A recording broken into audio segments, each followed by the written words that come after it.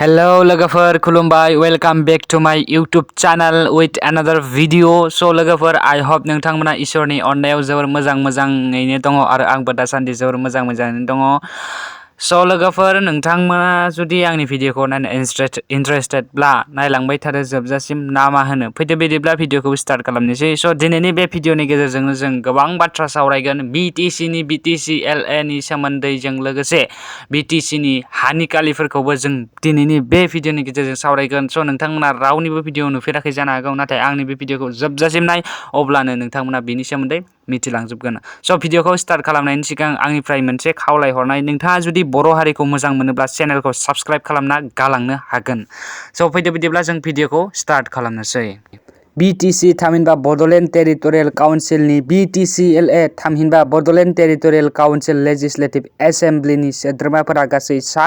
46 आरो बेनि गेजेरावनो आसाम सरकारा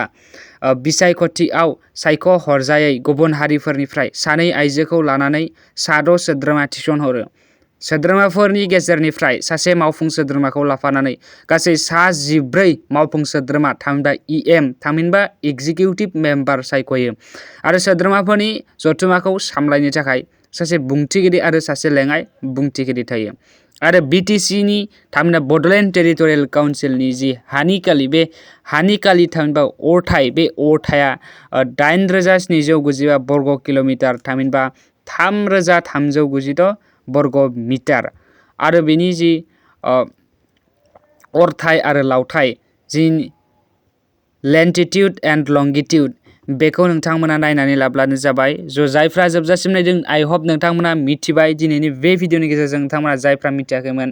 मिथिबाय आरो नेक्स्ट भिडियोआवबो बेफोरबायदिनो मोजां गोदान आपडेट मोनबाय थानो थाखाय चेनेलखौ साबस्क्राइब खालाम भिडियोआव मोनसे लाइक आरो कमेन्ट शेयार खालामनो हागोन होननानै मिजिंथिनाय थाबाय दिनैनि थाखाय एसेनोसै जै बर' हारिनि जै